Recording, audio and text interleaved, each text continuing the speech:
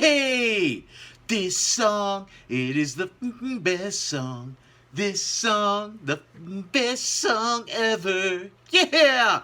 Hey, this is for the November 27th fight between Teofimo Lopez and George Kambosos. Yeah, George Kambosos. Yeah, it's for like the WBA, IBF, WBO world lightweight title, right? This is it. And gonna go through, gonna break down both fighters, give my prediction at the end. How you doing? Yeah. Anyway, we'll start off. We'll go with Kambosos, George there. 19-0. What's he got? Like 10 knockouts? I think he's got 10 knockouts. 52% knockout ratio. So he's not a master when it comes to power. He does have 2 okay wins with Michael Bay, and then I want to say, who was it? Selby. Yeah. So Selby was his last one. But both of those wins, the last 2 wins he's had, are split decisions. So you kind of wonder about those. The Bay, or not the Bay fight, but the Selby fight, pretty close. But when you watch him, it only fights in 2.5 years. 2 fights in 2.5 years. But you're going to see that a lot with a lot of the fighters because, I don't know, maybe we're in a pandemic. Again, hope you're safe. Hope you're healthy out there. When we look at him there, 5'9", 68-inch reach. It's okay. It's not great. We talk about the back-to-back split decisions. He does have good speed. He does push the pace. He does carry his hands horribly low. And when he backs up, those hands stay low or even get lower. So that's something he is going to have to fix. Maybe duct tape his hand to his head to try and make sure he doesn't get sparked out by Lopez. Just saying. He will work the head and body.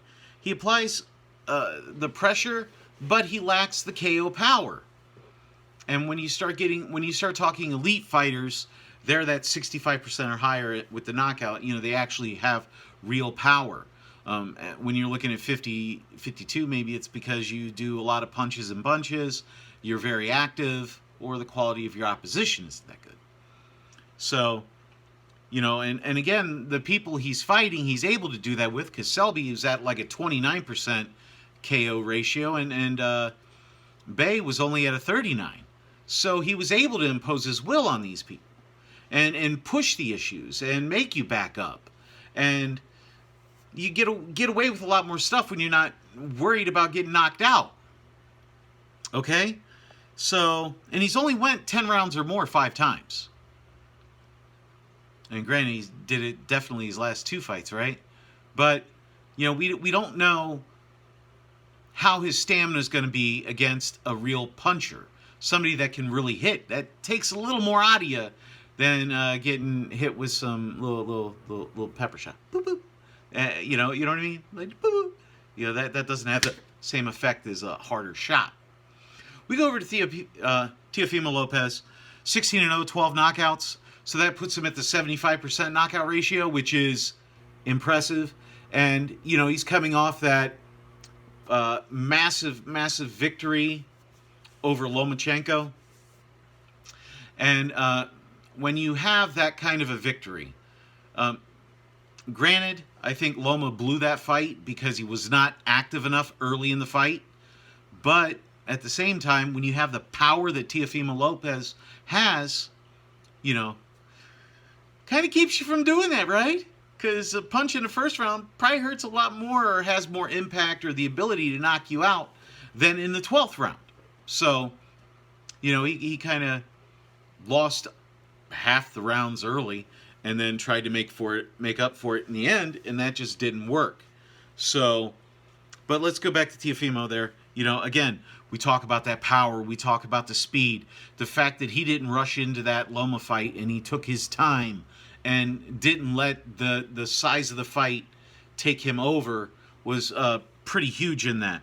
Again, he works the jab, he does the high and low, hits the body like nobody's business, he punishes him. That really worked very well with Loma, and it looked like it hurt Loma multiple times. There was one hit definitely on the belt that buckled Loma over, but that wasn't like, it wasn't like he uppercut, you know. It wasn't like he uppercut the Stones. He kind of like, he just hit him just below the belly button, which sucks. But at the same time, how low was it really? Come on, man. He pushes forward and constantly puts that pressure on you and makes you have to fight on your back foot. That's what he's really good at. You know, when he's focused in the ring, you're not really hitting him that much. He is good at moving out, and he's really good with counters. But, you know, he can have lulls and lapses, and when he does that, he can get hit. I don't know if Kambosos got enough power to do it. Not like Loma. Anyway, and I even wrote down there he needs to keep his focus. So you're looking at Lopez, who hits and lands over 50% of his power shots. That's accurate as all hell, because power shots don't come as fast as those quick little jabs that pop out, right? You got to build those up, set them in. But it also means that he's timing them well and placing them well. You know, yeah, they're not coming as fast, but at the same time, you know, you've got to throw them. And if you're looking at over 50% with power shots, that's absolutely incredible.